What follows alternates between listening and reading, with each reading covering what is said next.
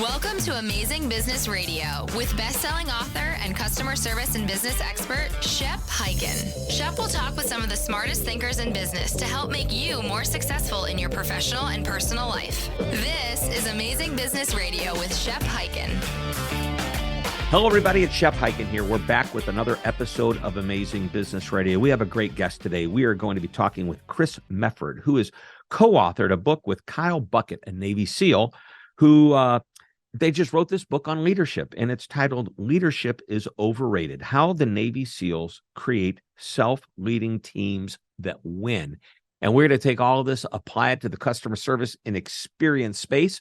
Before we get into the interview, we have a couple of quick announcements. If you've listened to the show before, if you've got an amazing story that you want to share or a question that you want to ask, please reach out to me on any of my social media channels. You know what they are. I'm on Twitter, Facebook, Instagram, LinkedIn, and more. And if it is a question, use the hashtag AskShep. I'll answer the questions you send in, and I might do it right there in the social media platform. I might do it in my newsletter, the Shepherd Letter. I might do it on this show or perhaps my TV show, which is Be Amazing or Go Home. And you can find episodes on Apple TV, Roku, Amazon Prime, the C-Suite Network, and even on YouTube. Just go to beamazing.tv. That's beamazing.tv.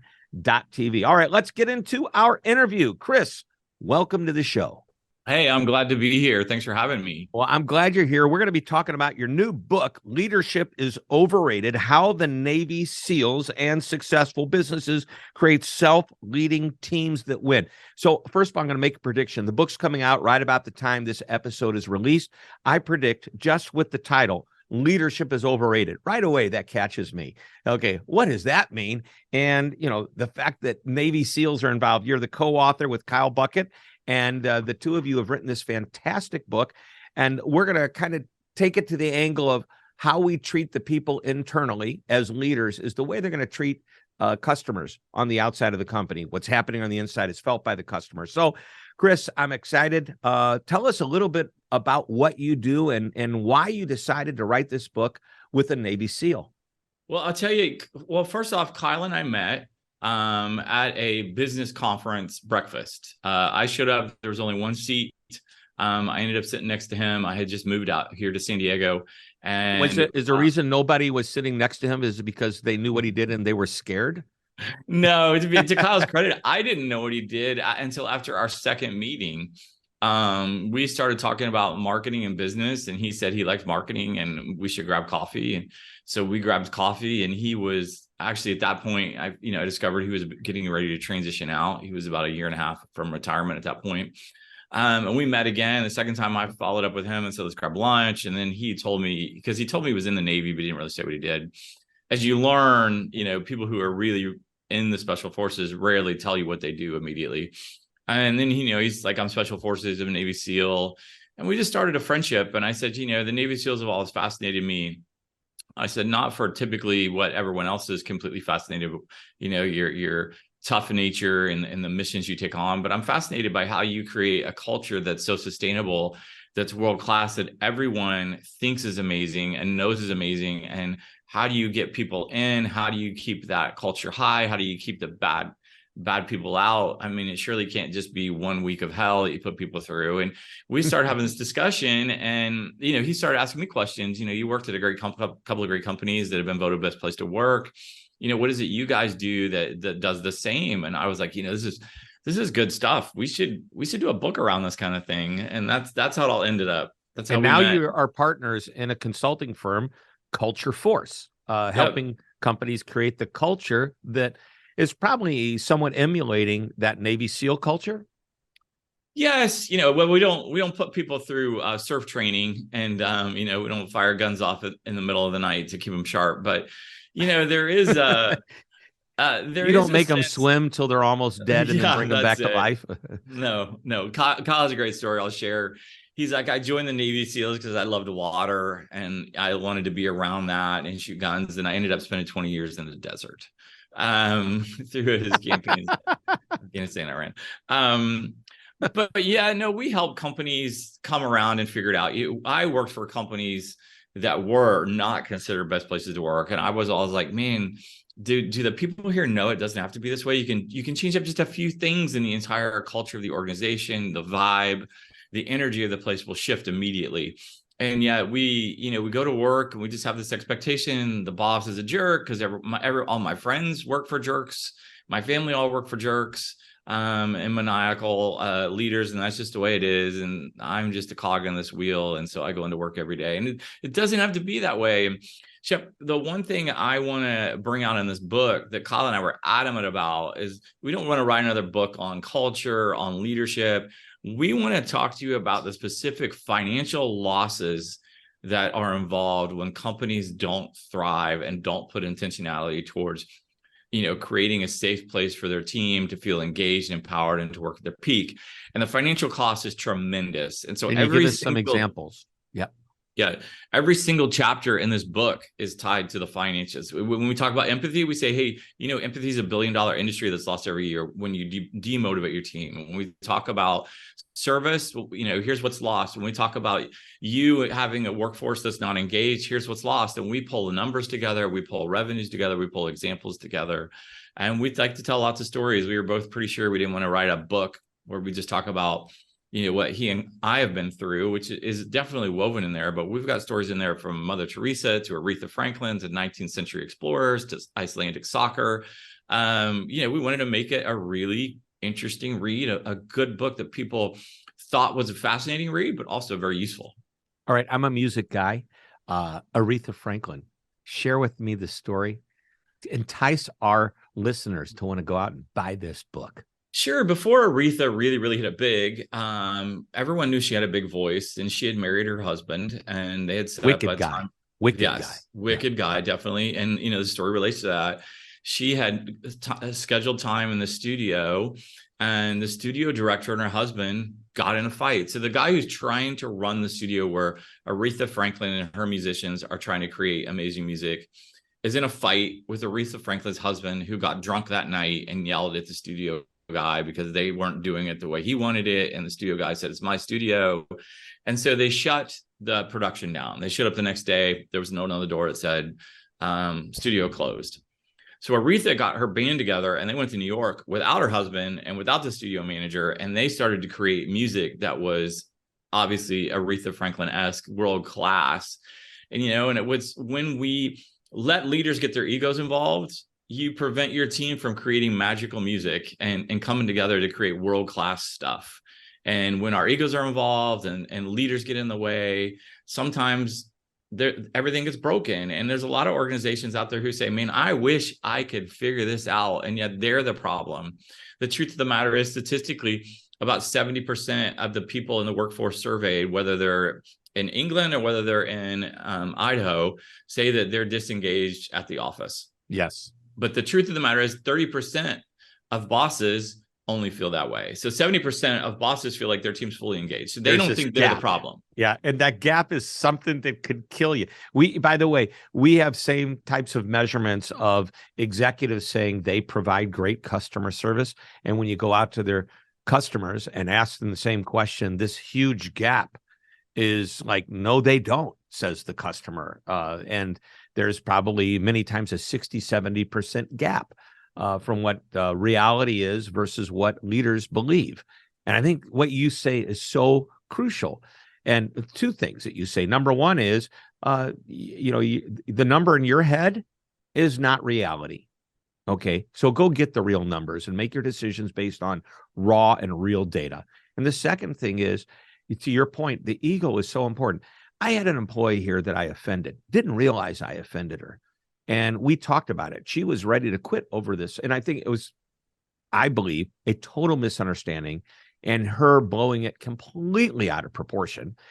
Because when I talked to my wife, who was also part of that meeting, she had no idea what I was referring to. But you know what? I offended an employee. I felt I needed to fix this. So I brought her in at the end of the day. I said, what do I need to do to make this right for us? That, number one, was something that surprised her. Number two, when she said, you know what? You've said you're sorry to me. I want you to say you're sorry to the rest of your team. Well, the problem is the rest of the team probably didn't think I did anything wrong. But you know what I did? I said, tomorrow morning, we're going to have an early morning. I'll come out, we'll talk, and I will mention that if for some reason I have offended anybody with the comment that was made, I still don't believe it was offensive, but that's okay. I said, I will say, I'm sorry. And she goes, you would do that? Yeah. And she tested me. I did. And guess what? She was surprised as could be. I think she really was seeing where she could go with me. And the limit that I would go to make her feel, to use your words, completely connected to our company. And I would say, Shep, what you did there that was right, and it sort of reinforces the premise of our book, is even with Aretha Franklin, the concept is leadership is overrated. Those leaders were the problem. They get in the way. We elevate leaders. We tell them they're in charge, and then we give them no training, or we don't develop it, or they're just terrible. And so those leaders were in the way. But what you did is the second part of what we really focus on is we don't give enough credit to the team. We always tell the leader they're amazing, but we rarely tell the team they are. And I can prove this to you by when you asked Boston Consulting did a survey of 200,000 workers across the globe and said, hey, what motivates you the most at work? Pay was number 8. Number 8, not 7, not 6, not 5, not 4, number 8. Number 1 was acknowledgement. The team is desperate. They're so desperate to be acknowledged. Thank you for coming in. Good job today on that project. We think we have to save that for when they finish the one project we've given them for the year or the 6 months or the month. And then we might tell them, thanks for working. Thanks. Good job on that. Maybe most leaders do. And so the reality is they get disengaged because they don't feel appreciated. And what you did, even though you were like, maybe this is unique, is you broke that leadership mold and say, hey, the team is more important than me. The team hearing me apologize is more important than me deciding whether this is an accurate statement or not. It doesn't matter. It's the team that needs to feel empowered. The Navy SEALs have this great thing that they do is they practice killing the leader. Actually, we were going to call our book "Kill the Leader." Oh, talk about another provocative title. But we had to pick the title just as January 6th was happening.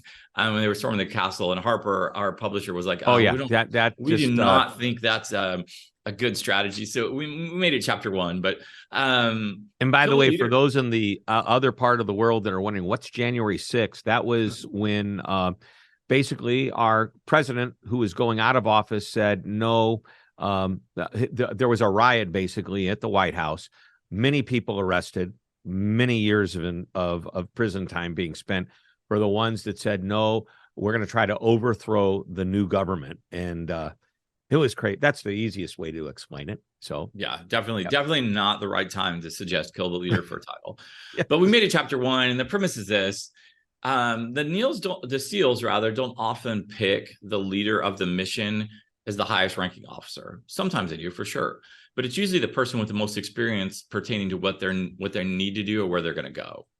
And then in that process of training, they will come up to you, Shep, if you're leading, and say, hey, Shep is a leader of this mission. He just got shot 3 minutes in. What do we do now? It's 3 hours into the mission. It's 3 days into the mission. Shep is dead. What do we do now? And so they practice the team coming around and saying, do you know what the roles are? Do you know how to move on from here? Do you know how to fix it? And so they practice, 1, removing the leader, and 2, then helping the team understand how they're empowered now to make decisions, move things forward, to make sure that the mission continues to get accomplished. And so many leaders we see, they go on vacation, the whole thing comes apart. They transition out, the whole company falls apart. They just haven't trained anyone to step up, mostly because of arrogance, because they feel like no one else could do it the way I do it or be as innovative as the way I am innovative, et cetera. Sure, that's the case. Apple's a good example of this. The innovative founder dies, and they moved Tim Cook in, who's now made that company the richest company in the world, billions and billions of dollars. He did it by focusing on software and growth in that area. Who's to argue who was better? Tim Cook probably came along at the right time. Yeah, I love this idea. Know your role and recognize, the leader. If the leader walks away, then what happens? The customer doesn't need to know if the leader went away. Right. They just need to know, the employees need to know what they need to do and feel good about doing it and feel good about taking part and being their own personal leaders for that matter. Hey, let's take a quick break. The book that we're talking about, by the way, just a reminder, is Leadership is Overrated: How the Navy SEALs and Successful Companies Create Self-Leading Teams That Win, by Kyle Bucket and Chris Mefford. Chris is our guest, and we've got more. Don't go away. We'll be right back. One of my favorite sayings is that customer service isn't a department. It's a philosophy. And it's a philosophy that must be embraced by everyone in the organization all the time, and that's 24/7. So if customer service is important to you, and I know it is, then you will love our virtual training, the ultimate on-demand customer service and experience training program that you can access anytime, anywhere. Now, the course content applies to everyone, regardless of position and responsibility, from senior executives to the most recently hired and everyone in between.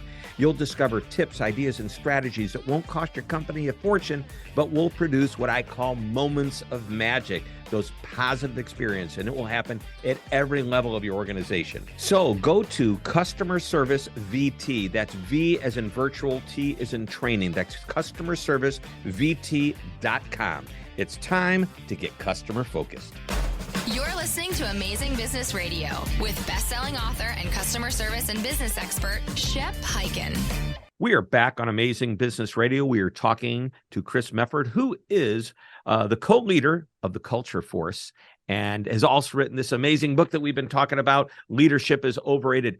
Chris, let's go back into the book. You've shared a great story about Aretha Franklin and how leadership got in the way, but obviously Aretha overcame this and went off on her own and did her own thing. Give us some more tips from the book, ideas from the book that have to do with leadership and how great leaders can create amazing experiences on the front line for customers.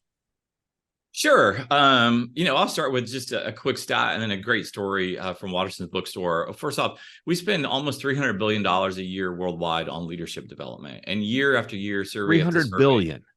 300 billion worldwide. And that comes from a Gallup survey and data. Statistically, I've seen it as low as 166, but it doesn't matter. We spend a lot of money on developing leadership in this country, yet year over year, survey after survey, 80% of the people feel disengaged. And most importantly, they don't like their leader, or they hate their boss. They don't hate the company necessarily. And so it's fascinating to me, what do we get in exchange for all that money being spent? And it's, not much. And so when we talk about disengagement, really what we're talking about is, hey, how do you get your people to work at their peak? People who aren't fully engaged means that they probably come in late, they don't work really hard, and they leave. And so you want people to work at their peak. So as we know, bookstores, Amazon came in and basically changed the way we operate in bookstores altogether. Barnes and Noble and a lot of other bookstores, independent bookstores, shut down. They didn't know how to compete. James Durant was hired out of England to take over Waterston's bookstores, this kind of eclectic, fancy bookstores that were all over England. And he came in and said, you know what? The parent company, which he represented, has made all these agreements with the publishers. This is where we're going to put your books if you pay us this much money. Here's the books we're going to push and promote if you pay us this much money. Here are the books we're going to place here if you want this much money. And so they had all these arrangements in place. And basically the store managers and the workers were just there to, run the cash registers, if you will. And so James Durant comes in and he says, we're going to change it because this thing is falling apart. We're very close to filing for bankruptcy. No one's buying books in the bookstores anymore. They're doing it online, basically because we've ourselves turned this into a commodity. We've given up space and we don't put the best books that's there. And so he got all the managers together and said, hey, how do we fix this? He didn't say, I have the idea, which is what I think leadership is. Most leaders do, is we think most leaders need to have all the ideas and all the solutions, and they just kind of come down from their mountaintop and tell everybody what to do. He said to the managers, what do we do? And so he said, okay, we're going to end all these agreements. I don't care what is in place. They're done.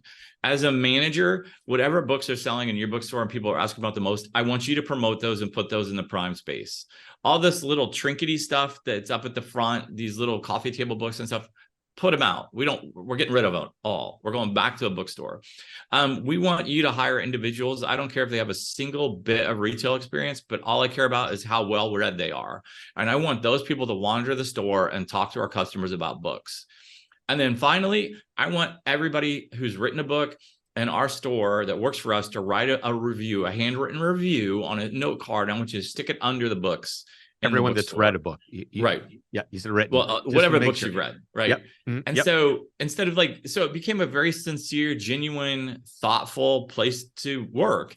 And James Durant said, look, I didn't do any of this. All I did was empower the managers who were on the front line to do what they all knew was right and should be done.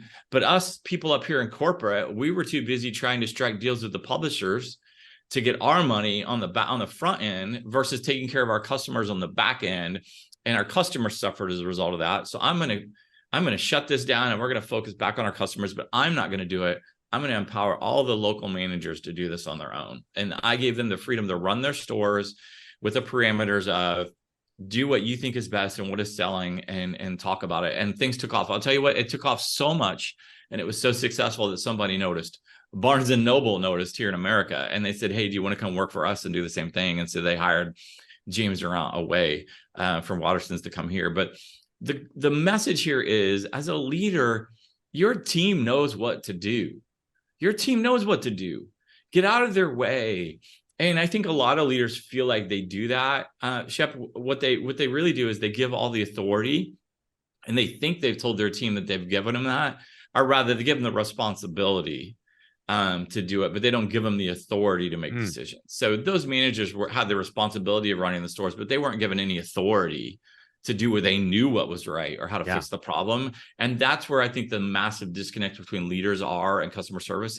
And that's the fact that you can give a lot of responsibility to someone and believe that you've empowered them, but in reality, all you've done is frustrate them. Yeah. So telling what they're responsible for and giving the authority to act on it are two different things. Great. They all, this gentleman also did something else. He went to the managers and he said, what should we do? He was asking the team, what would your best suggestion be? And it sounds to me like he went back and thought about all the suggestions and chose to do something about some of those suggestions and act on them, which I think is also pretty cool. A lot of people, I interviewed about 300 and some odd CEOs of companies. This is many years ago. I got a lot of answers when I asked them, what is your number one responsibility? What is it that you do? You've got a job. You're the CEO of a pretty large company. Tell me what it is that you do day in and day out. Oh, I find the deals. I put together the deals. I do this. I do that. One person had a great line. I loved it. I defend the culture. Whoa. In other words, you make sure everybody's acting on this vision, mission, value statement that's out there. That's the culture of the company. I thought that was a pretty powerful piece. Anything in the book about that? Yes, I would even make the case that that's probably one of the most important people in the company. Here's the deal about culture. We talk a lot about it, but very few people do much about it. They might have a pizza party or a barbecue, but that's, or put a ping pong table in, but that's not culture. Whether you focus on the culture or not, it's coming. You have a culture, whether you're intentional about it or not. It could potentially be a culture that you hate and it's toxic and you feel like you can't do anything about it, but it exists whether you do anything or not. Your culture gets developed. It's the question of, are you going to be intentional, and how are you going to be intentional, and what things should you be intentional about and fight for? Otherwise, you get these toxic environments that become, people are like, well, I'm chasing the deal, I'm chasing the sales, I'm doing that. But the reality is you're creating a workplace that people hate. And statistically, we see it time and time again. Yeah, I know. And I love focusing on the positive aspect of everything. I try to stay away from the companies like that. I will tell you, in my entire career of working with different companies, and by the way, we have a whole program on how to create the customer-focused culture. And we look at companies' mission, vision, and value statements to determine whether or not they have something in there that aligns with what we do. And if they don't, we can't help them because we're not going to change their entire mission and vision statement. Now, we have a new client we're working with that wants us to help craft their vision and mission statement because they feel the one they have isn't any good. Excuse me. And that's beyond the customer service experience focus. We always look for one sentence that defines what we're trying to create with experience. I use the Ritz-Carlton as my favorite example. We're ladies and gentlemen serving ladies and gentlemen. If you come to work at the Ritz, you know what that means. You're taught this is how we do it. You're trained, constantly trained. They sustain it with daily trainings. It's pretty amazing. We're just about out of time. I love to wrap the conversation up with what I refer to as the one thing question. By the way, I as I prepped you for this interview, I failed to mention that my last question to you is going to be this question, but here it is. So I'm going to put you on the spot. Look at the book and think about it. What's one nugget of information that you want to share with our listeners that will get them so excited about going back to work, creating this great, amazing culture that'll get their people on the front line to take care of their customers?